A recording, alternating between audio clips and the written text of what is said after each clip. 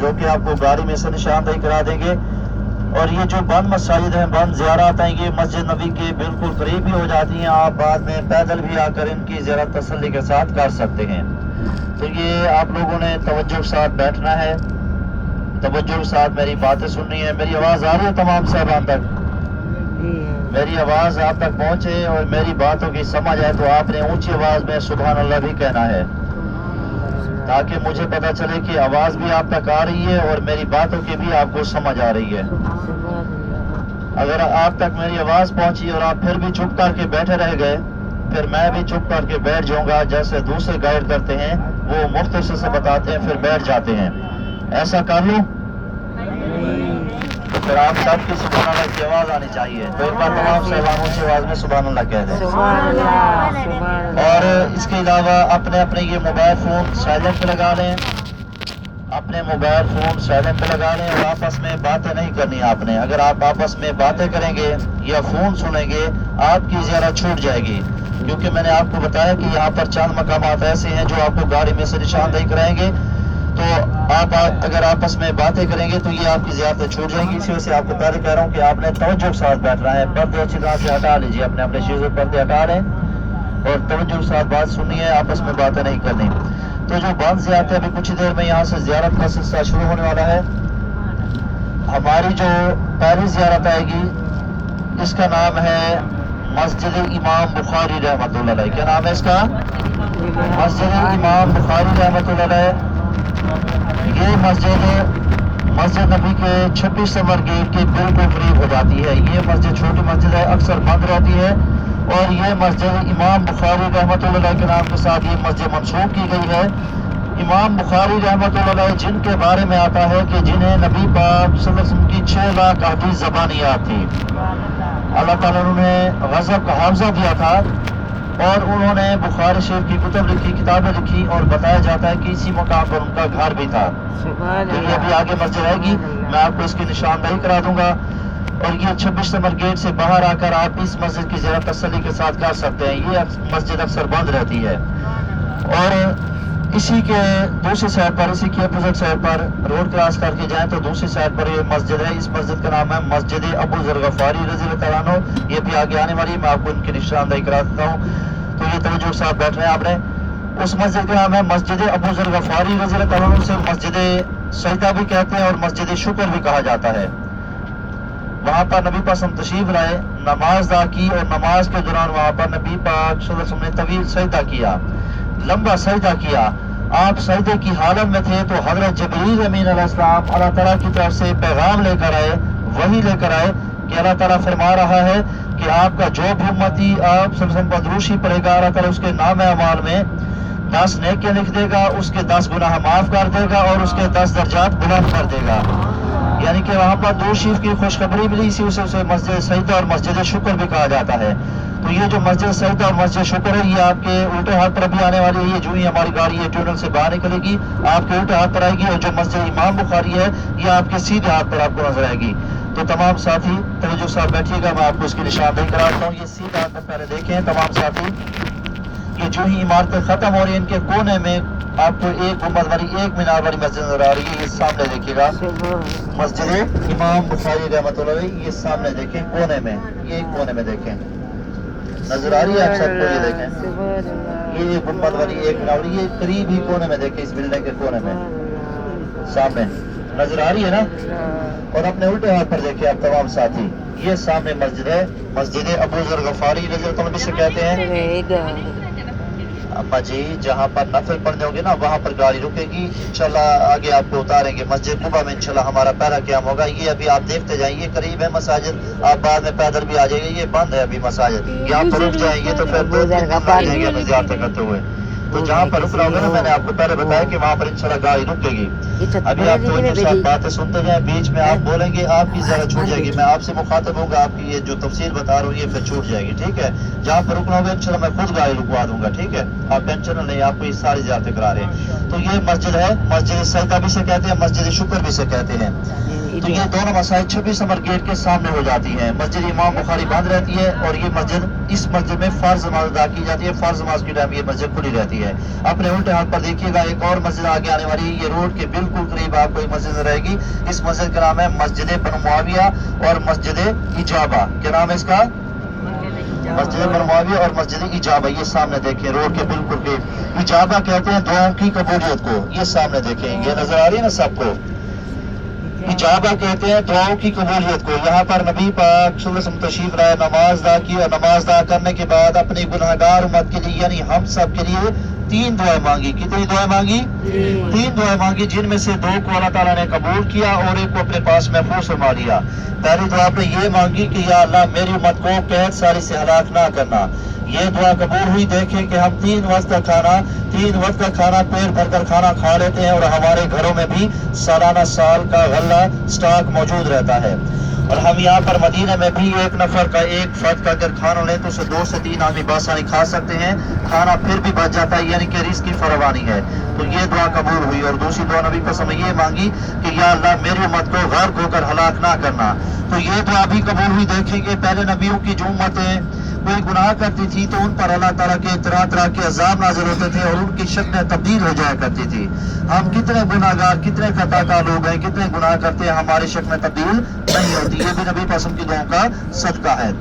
तीसरी दुआ के बारे में अभी आपको बताता हूँ। तमाम साहिबान सीधे हाथ पर देखें, राइट साइड पर देखें, अपने सीधे हाथ पर। आपका सीधा हाथ कौन सा है? ये सीधा हाथ पर सामने रोजा रसूल है। तमाम साथी रोशनी पढ़ लें, सलाम पेश कर लें। और ये गुंबद खजरा के साए में दुनिया का अजीम कब्रिस्तान है, जन्नतुल बकी कब्रिस्तान। तमाम साथी अपनी अपनी तरफ से सलाम पेश कर लीजिए।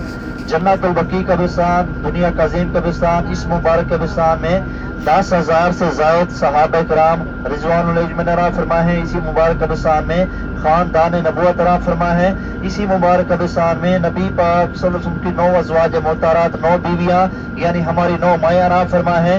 और इसी मुबारक कब्रिस्तान में नबी पाक सल्लल्लाहु अलैहि वसल्लम की 4 लाख जिगर 4 साहबजादे भी अता फरमाए हैं। इसी मुबारक कब्रिस्तान में नबी पाक सल्लल्लाहु अलैहि वसल्लम के नवासे हजरत हसन बिन अली रज़ियल्लाहु अन्हु वो भी इसी शान वाले कब्रिस्तान में अता फरमाए हैं। और इसी मुबारक कब्रिस्तान में नबी पाक के दोहरे दामाद जिन्हें ज़िन्नुरैन भी कहा जाता है, हजरत उस्मान गनी रज़ियल्लाहु अन्हु वो भी इसी शान वाले कब्रिस्तान में अता फरमाए हैं। इनके अलावा हमारे पाकिस्तान के, इंडिया के और दीगर ममालिक के दीगर उलमा किराम और औलिया की एक बहुत बड़ी तादाद भी यहाँ पर मौसरात अता फरमा है।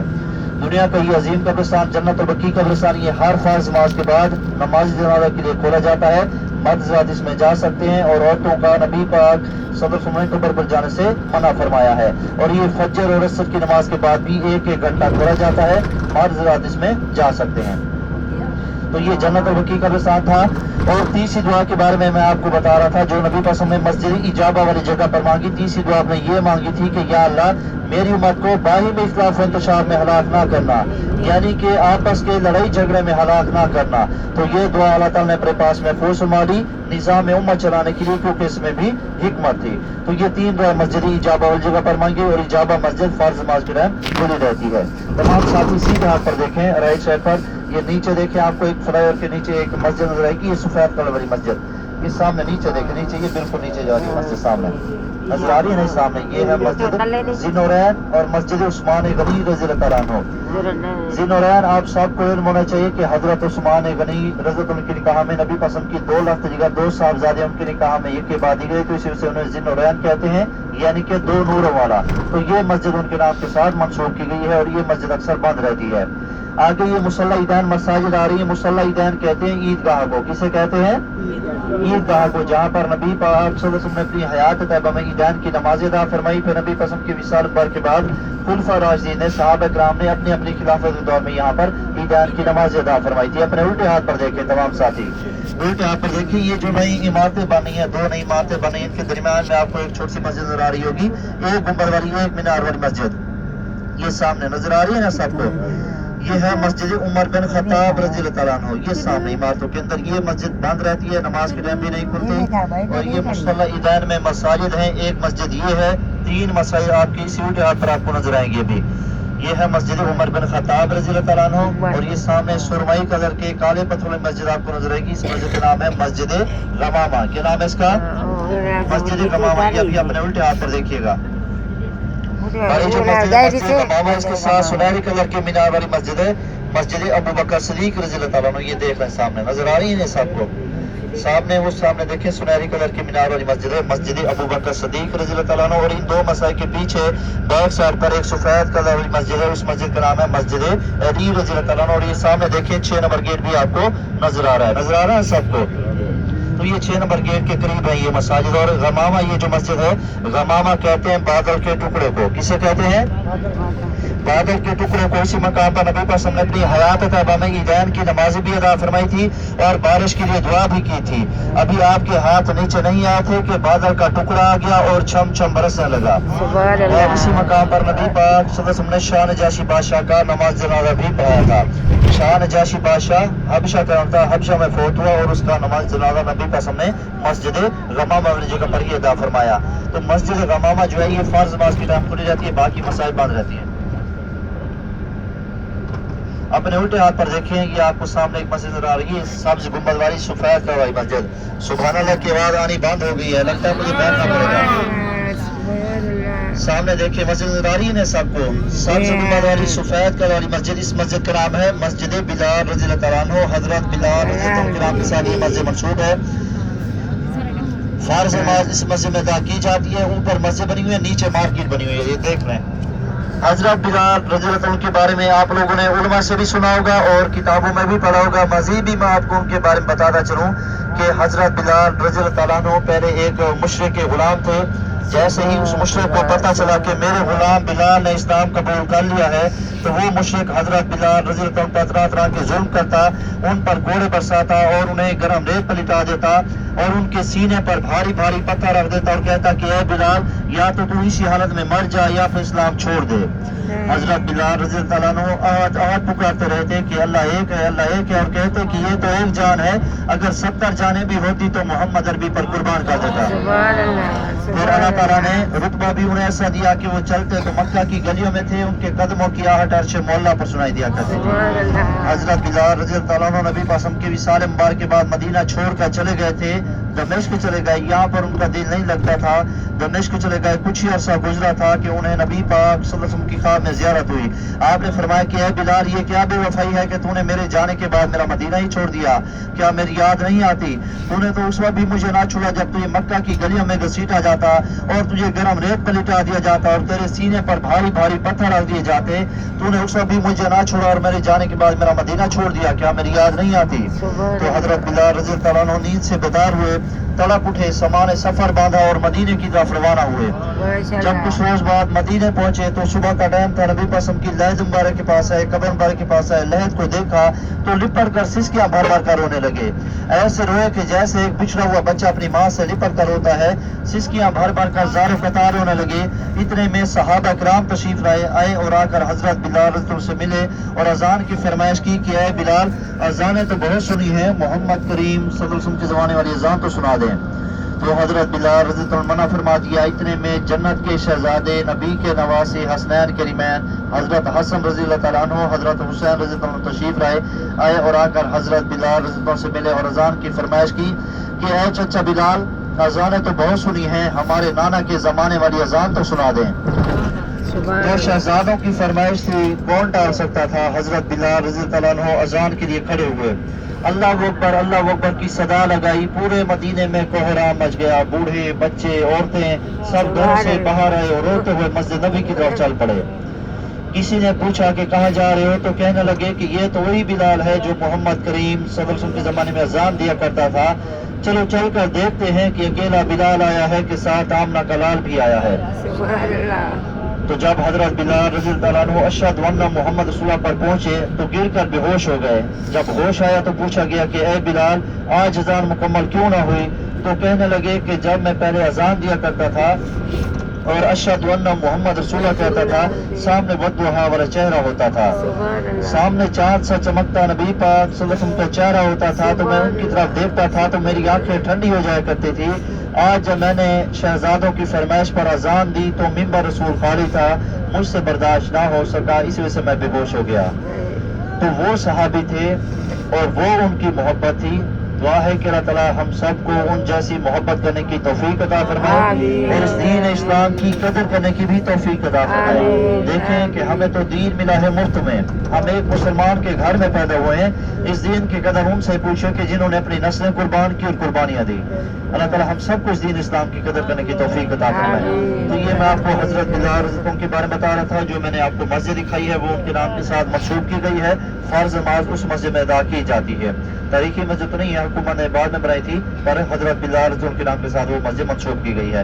تمام ساتھی اپنے الٹے ہاتھ پر دیکھیں، لیفٹ سائڈ پر یہ سامنے آپ کو میدان نظر آ رہا ہے، اسے وادی بطان کہتے ہیں۔ یہ جو سامنے پلار سے نظر آ رہا ہے جس میں مٹی کے ڈھیر پڑے ہوئے ہیں، اسے وادی بطان کہتے ہیں اور خاک شفا کا میدان کہتے ہیں۔ اور یہ جو سامنے کھجوروں کے درخت جس ایریا میں آپ کو نظر آ رہے ہیں، یہ ایریا وہ ہے جو حضرت سلمان فارسی رضی اللہ عنہ کے نام کے ساتھ جو باغ منسوب تھا، یہ ایریا وہی بتایا جاتا ہے۔ یہ یہاں پر باغ اور ہو چکا ہے، یہ اور درخت ہے، یہاں پر باغ اور ہو چکا ہے کیونکہ وہ باغ آپ کا ختم ہو چکا ہے، 1400 سال گزر چکے ہیں اس باغ کو، اور وہ اس باغ کے جو درخت تھے پورے مدینہ شہر میں پھیلا دیے گئے تھے، اور وہ جو کھجور کے درخت تھے یہ صرف ایریا ہوئی ہے۔ باقی یہ جو میدان میں نے آپ کو دکھایا ہے اسے وادی بطان بھی کہتے ہیں اور خاک شفا کا میدان بھی کہتے ہیں۔ وادی بطان کے بارے میں ہم عائشہ صدیقہ رضی اللہ عنہا فرماتی ہے کہ وادی بطان جنت کی وادیوں میں سے ایک وادی ہے۔ یہاں پر پہلے گاڑی روکتے تھے تو یہاں سے حجاج سبان مٹی اٹھاتے تھے، جب حکومت نے یہ دیکھا تو یہاں پر گاڑی کھڑی کرنا ممنوع کرا دے دیا، منع کرا دے دیا، اب یہاں پر گاڑی نہیں روک سکتے، یہاں پر گاڑی کھڑی کرنا منع ہے۔ تو میں آپ کو عرض کرتا چلوں کہ ہماری گاڑی مسجد قباء کے قریب پہنچنے والی ہے، انشاءاللہ وہاں پر آپ کو اتاریں گے، نفل کے لیے ٹائم دیا جائے گا، پہلا قیام ہمارا مسجد قباء میں ہوگا انشاءاللہ۔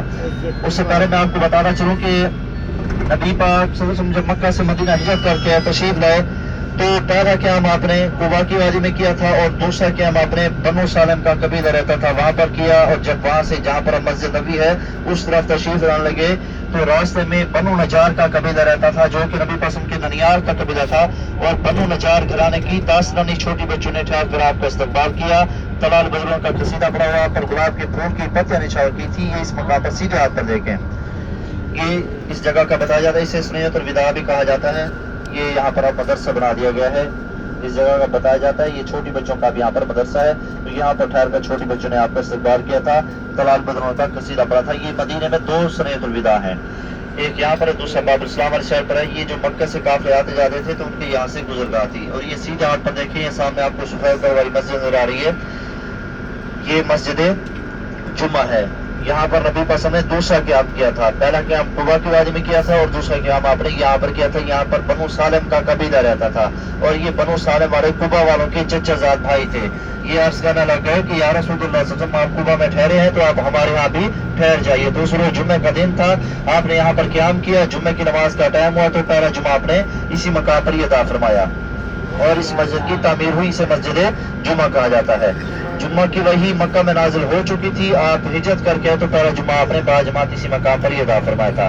مسجد جمعہ اور مسجد بنو سالم اس کا نام ہے، ٹھیک ہے۔ تو یہ مسجد اکثر بند رہتی ہے۔ ہماری گاڑی مسجد قباء کے قریب پہنچ چکی ہے، انشاءاللہ یہاں پر آپ کو اتاریں گے، نفل کے لیے ٹائم دیا گا۔ مسجد قباء کے بارے میں تمام صاحبان توجہ سے سن لیں۔ مسجد قباء دین اسلام کی پہلی مسجد جس کی بنیاد تقویٰ پر کی گئی، کس چیز پر کی گئی؟ تقویٰ۔ دیکھیں اب کچھ ساتھیوں کے جو ہے نا جواب آنا بند ہو گئے ہیں۔ مسجد قباء جس کی بنیاد تقویٰ پر کی گئی، تقویٰ کہتے ہیں پرہیزگاری کو، پاکیزگی کو، گناہوں سے بچنے کو تقویٰ کہا جاتا ہے۔ اس مسجد کی بنیاد تقویٰ پر کی گئی، اور اس مسجد کی جو سنگ بنیاد ہے، اس مسجد کی پہلی اینٹ، اس مسجد کا پہلا پتھر وہ نبی پاک صلی اللہ علیہ وسلم نے اپنے دست مبارک سے اپنے نبوت والے ہاتھوں سے رکھا تھا۔ سبحان اللہ۔ نبی قسم کے بعد جبکہ بعد دیگر صحابہ کرام نے اس مسجد کی تعمیر فرمائی۔ جب یہ مسجد تعمیر ہو گئی تو صحابہ عرض کرنے لگ گئے کہ یا رسول اللہ صلی اللہ علیہ وسلم ہمارے جو مکے والے بھائی ہیں وہ تو ہم سے نیکیوں میں بڑھ جائیں گے، وہ تو وہاں پر عمرے کریں گے، طواف کریں گے، صفا مروہ کی صحیح کریں گے، نیکیوں میں ہم سے بڑھ جائیں گے، اور ہمارے پاس اتنا استطاعت نہیں ہے کہ ہم وہاں پر بار بار بھی جا سکیں۔ تو نبی قسم نے فرمایا کہ صحابہ کہ میرا جو بھی امتی، کیا فرمایا کہ میرا جو بھی امتی آئے گا اور آ کر اس مسجد میں 2 رکعت نفل ادا کرے گا اسے 1 مقبول عمرے کا ثواب ملے گا۔ تو انشاءاللہ آپ تمام ساتھی اس کی بھی سعادت حاصل کرنے والے ہیں۔ آپ نے یہاں پر 2 رکعت نماز تحیت المسجد قباء ادا کرنی ہے، 2 रकात नमाज तहियतुल मस्जिद कुबा, ये नफल पढ़ देनी है। और अक्सर साहबान यहाँ पर ऐसा करते हैं कि 2 करके नफल पढ़ने शुरू कर देते हैं कि हमें 2 से 1 मकबूल उम्र का सवाब मिल जाएगा, 2 और अदा कर लेंगे तो फिर दूसरे का सवाब मिल जाएगा। ऐसी बात नहीं होती। अभी आप लोग जितना भी नफल पढ़ेंगे वो आपको 1 मकबूल उम्र का ही सवाब मिलना है। अलबत्ता ऐसा होता है कि जब आप अपने मकान से अपने होटल से वजू बनाकर फिर आएंगे, फिर आकर यहाँ पर नफल पढ़ेंगे, फिर आपको दूसरे मकबूल उम्र का सवाब मिलेगा। ठीक है, तो यहाँ पर आपने 2 रकात नमाज तहियतुल मस्जिद कुबा ये अदा करनी है। और इसी में बेशक आप ये शुक्राने की नियत कर सकते हैं, तहियतुल मस्जिद की नियत कर सकते हैं, हाजत की नियत कर सकते हैं, तौबा की नियत कर सकते हैं। ये सारी नियत एक साथ 2 रकात नफल में आप अदा कर सकते हैं। ठीक है, तो यहाँ पर आपने कितने रकात अदा करनी है?